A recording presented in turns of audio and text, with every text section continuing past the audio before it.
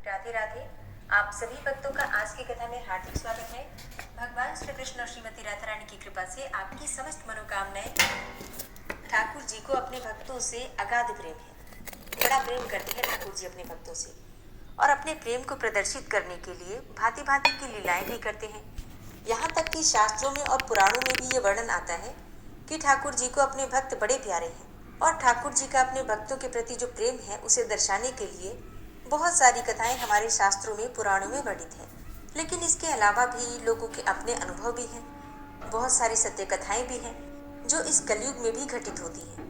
उनमें से ही एक कथा है त्रिपुरदास जी की। त्रिपुरदास जी भगवान श्री गोवर्धन नाथ श्रीनाथ जी के एक भक्त थे, और उन्होंने एक ऐसी प्रतिज्ञा की थी कि मैं प्रतिवर्ष शीतकाल में अर्थात सर्दियों के मौसम में ठाकुर श्री गिरिराज श्रीनाथ जी के लिए तगला अर्थात अंगरखा भेजा करूंगा।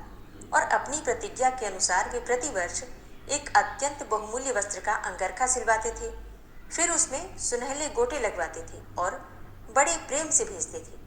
और यही कारण है कि इनका भेजा हुआ जो अंगरखा था ठाकुर श्रीनाथ जी को अत्यंत प्रिय लगता था, और मंदिर के गोसाई श्री विठलनाथ जी भी बड़े प्रेम से ठाकुर जी को अंगरखा धारण करवाते थे, और ठाकुर जी बड़े प्रसन्न होते थे।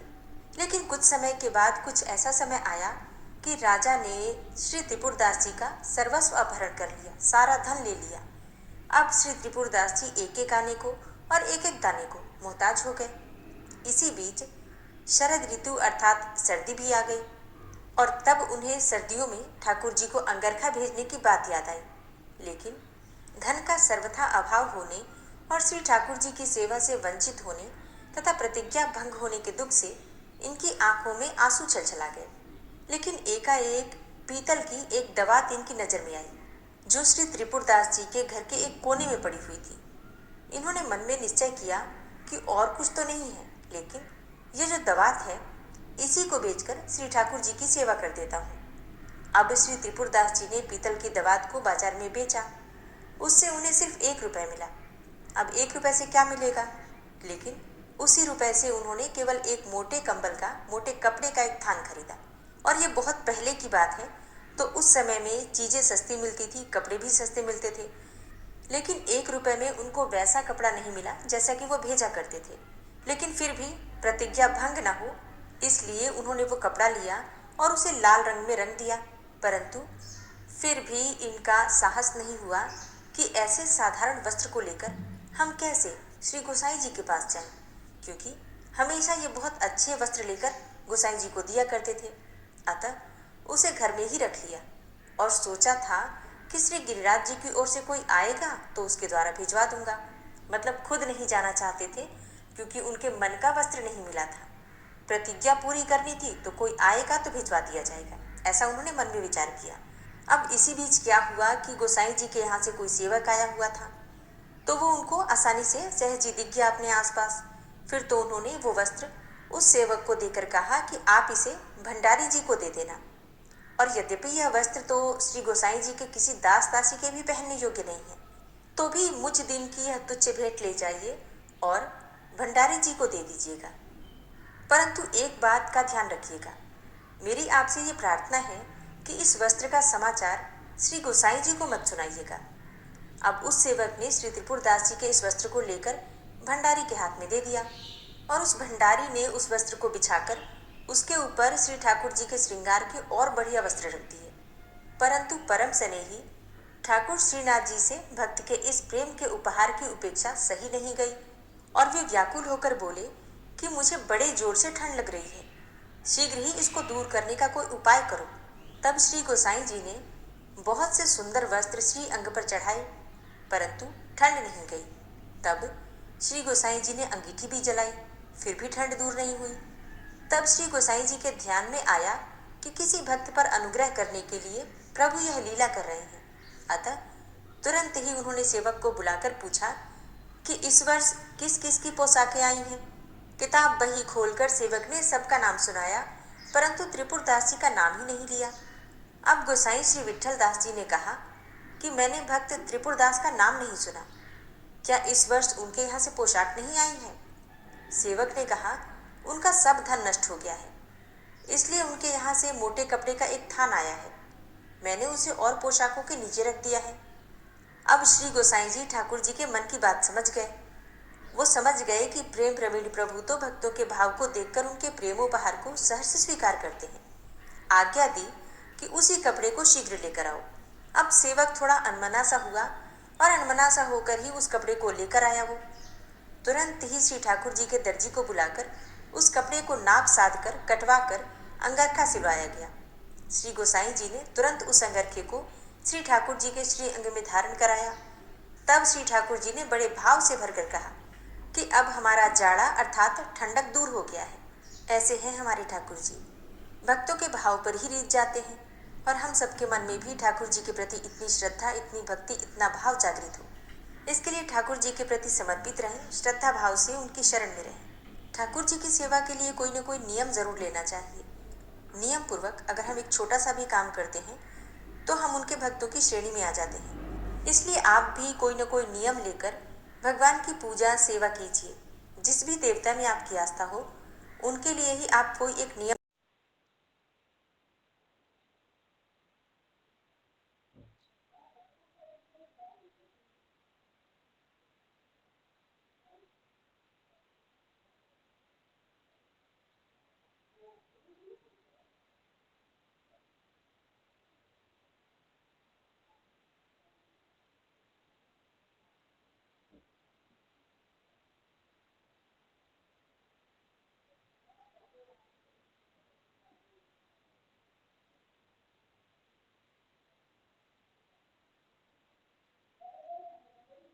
जो अनेक देवताओं से संयुक्त तथा अगाध जल राशि की लोल लहरों से सुशोभित था।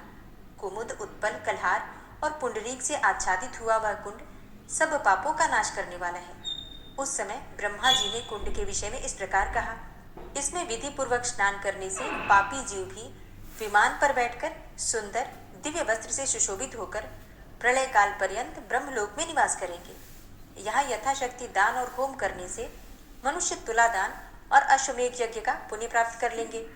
इस तीर्थ में विधि पूर्वक किया हुआ स्नान, दान और जप आदि कर्म संपूर्ण यज्ञों के समान महापातकों का नाश करने वाला होगा। यह कुंड ब्रह्म कुंड के नाम से प्रसिद्ध होगा और इसके समीप मैं सदा निवास करूंगा। यूं कहकर देव देव लोक पितामह ब्रह्मा जी उस तीर्थ को देखकर देवताओं के साथ अंतर्ध्यान हो गए। तभी से वह कुंड इस पृथ्वी पर विशेष विख्यात है। वह महाकुंड चक्रतीर्थ से पूर्व दिशा में स्थित है और ब्रह्म कुंड से पूर्व उत्तर दिशा में 700 धनुष की दूरी पर सरयू जी के जल में ऋणमोचन नामक तीर्थ विद्यमान है। वहां पूर्व काल में तीर्थ यात्रा के प्रसंग से आए हुए मुनिवर लोमस ने विधि पूर्वक स्नान किया था। इससे वे ऋण मुक्त एवं पाप शून्य हो गए थे। तब उन्होंने अपनी दोनों भुजाएं ऊपर उठाकर हर्ष से आंसू बहाते हुए कहा कि यह ऋणमोचन नामक तीर्थ बहुत उत्तम है। मनुष्य पर इहलोक और परलोक के जो 3 प्रकार के ऋण होते हैं वे सब इस तीर्थ में स्नान करने मात्र से क्षण भर में नष्ट हो जाते हैं। इसलिए यहाँ फल की इच्छा रखने वाले पुरुषों को श्रद्धा पूर्वक विधि के साथ यथाशक्ति स्नान और दान करना चाहिए। इस प्रकार तीर्थ का महात्म्य बतलाकर मुनि श्रेष्ठ लोमस उसके गुण की प्रशंसा करते हुए अंतर्ध्यान हो गए। ऋण मोचन तीर्थ से पूर्व दिशा में 20 धनुष की दूरी पर पाप मोचन तीर्थ है। यह भी सरयू के जल में ही है। वहां स्नान करने से मनुष्य उसी क्षण सब पापों से मुक्त होकर शुद्ध चित्त हो जाता है। पांचाल देश में नरहरि नाम से प्रसिद्ध एक ब्राह्मण था जो दुष्टों के संग के प्रभाव से पापात्मा हो गया था। उसने ब्रह्म हत्या आदि अनेकों प्रकार के पाप किए थे। पापियों के संसर्ग में आकर वह तीनों वेदों के मार्ग की निंदा करता था। वह किसी समय साधुओं के साथ तीर्थ यात्रा के प्रसंग से अयोध्या जी में आया। उस महापातकी ब्राह्मण ने साधु संग से पापमोचन तीर्थ में स्नान किया। फिर तो उसी क्षण उसकी सारी पाप राशि नष्ट हो गई और वह निष्पाप होकर दिव्य विमान पर बैठकर विष्णु धाम में चला गया।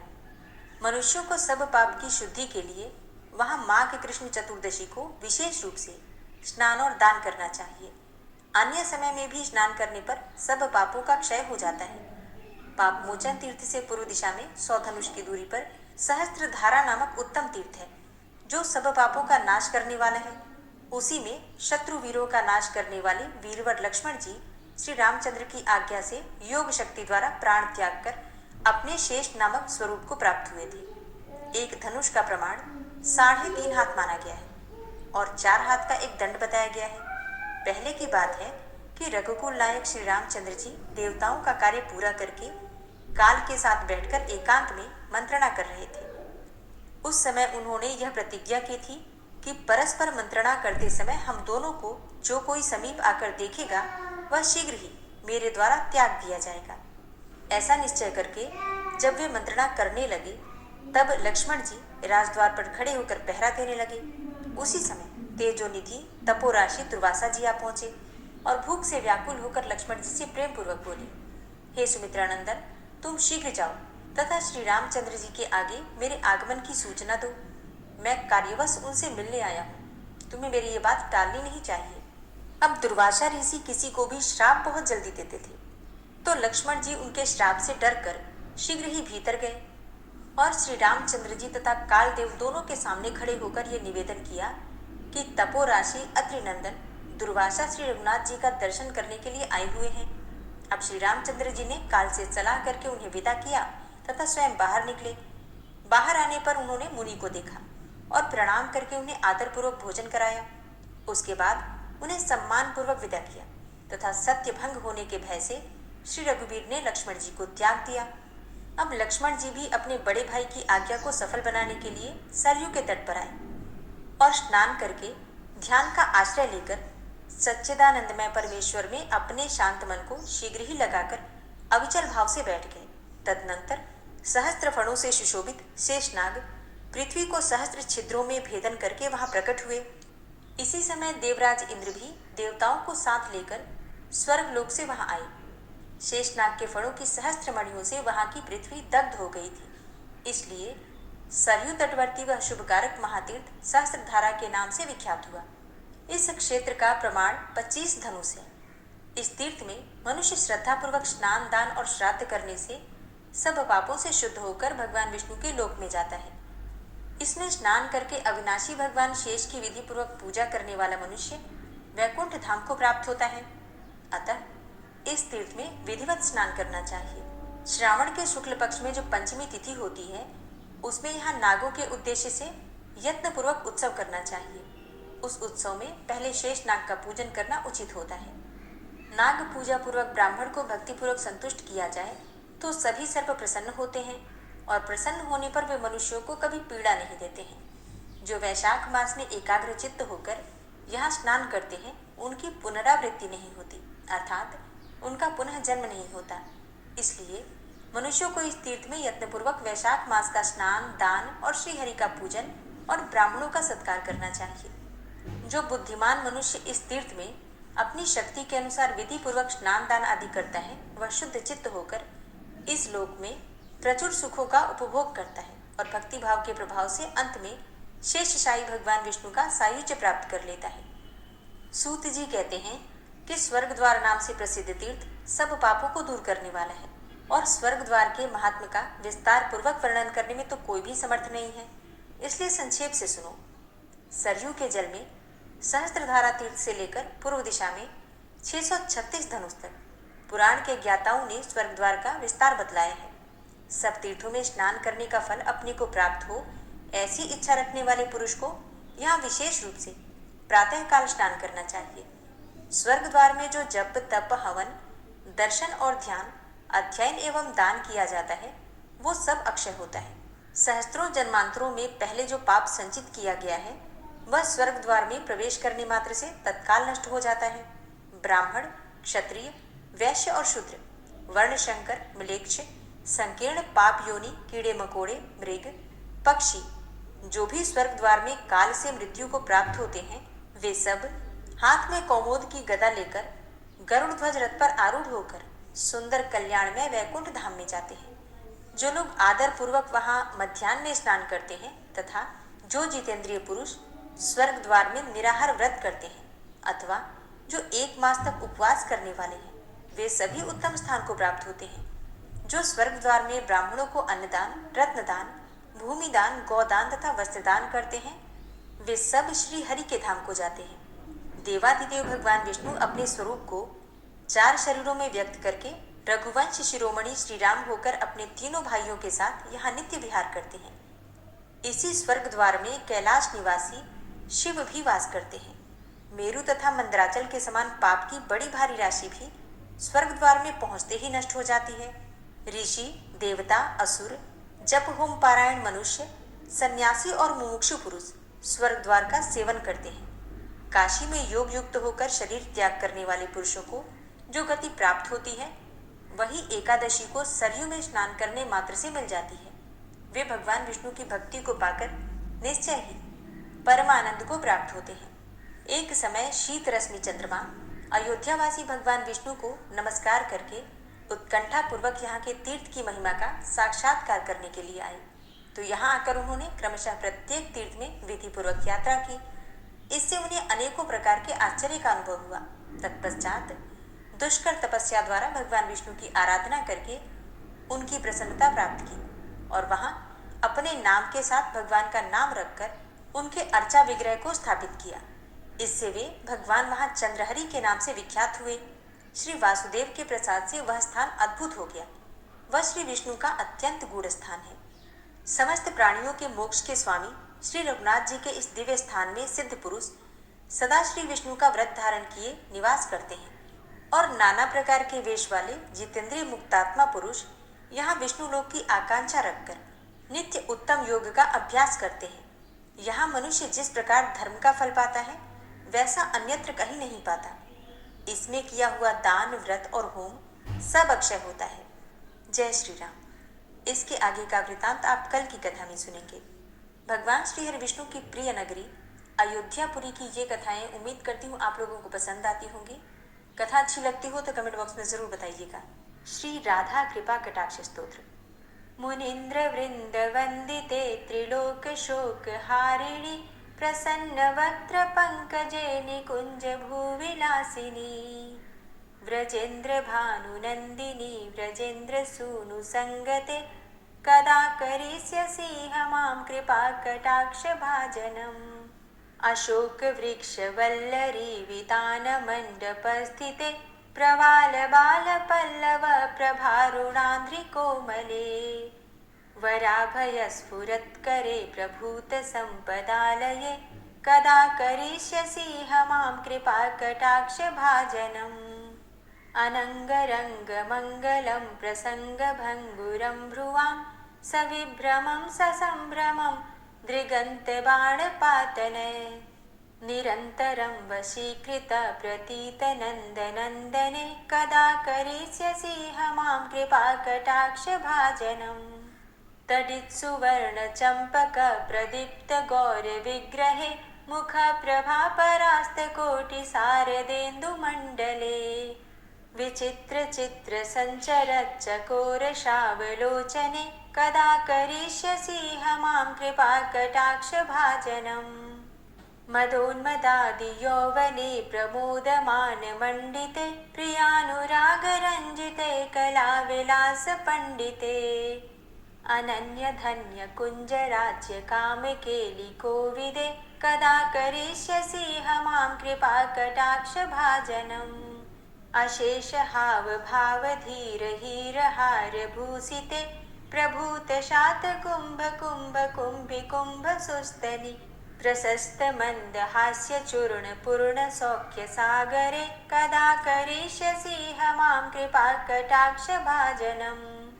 मृणाल वाल वल्लरी तरंग रंग दौर्लते लताग्रलास्य लोल नील लोचनावलोकने ललल्लुलन्मिलन् मनोज्ञ मुग्ध मोहिनाश्रिते कदा करिष्यसि हमां कृपा कटाक्ष भाजनम्। सुवर्ण मल्लिकाञ्चित त्रिरेख कम्बुकण्ठगे त्रिसूत्र मङ्गली गुण त्रिरत्न दीप्ति दीधिते सलोल नील कुन्तल प्रसून गुच्छ गुंफिते कदा करिष्यसि हमां कृपा कटाक्ष भाजनम्। नितंब बिंबलंबमान पुष्प मेखला गुणे प्रशस्त रत्न किंकिणी कलाप मध्य मंजुले करींद्र शुंड दंडिका वरोह शोभ गोरुके कदा करिष्यसि हमां कृपा कटाक्ष भाजनम्। अनेक मंत्रनाद मंजुनूपुरारवस्खलत् समाज राजहंस वंश निक्वडाति गौरवे विलोल हेमवल्लरी विडम्बि चारुचङ्क्रमे कदा करिष्यसि मां कृपाकटाक्षभाजनम् अनन्तकोटिविष्णुलोकनम्रपद्मजार्चिते हिमाद्रिजापुलोमजा विरिञ्चिजावरप्रदे अपार सिद्धिरिद्धिदिग्धसत्पदाङ्गुलीनखे कदा करिष्यसि मां कृपाकटाक्षभाजनम् मखेश्वरी क्रियेश्वरी स्वधेश्वरी सुरेश्वरी त्रिवेदभारतीश्वरी प्रमाणशासनेश्वरी रमेश्वरी क्षमेश्वरी प्रमोदकाननेश्वरी व्रजेश्वरी व्रजाधिपे श्रीराधिके नमोऽस्तु ते इति ममद्भुतं स्तवं निशम्य भानुनन्दिनी करोतु सन्ततं जनं कृपाकटाक्षभाजनम् भवेत्तदैव सञ्चितत्रिरूपकर्मनाशनं लभेत्तदा ब्रजेन्द्रसूनुमण्डलप्रवेशनम् जय जय श्री राधे जय जय श्री राधे।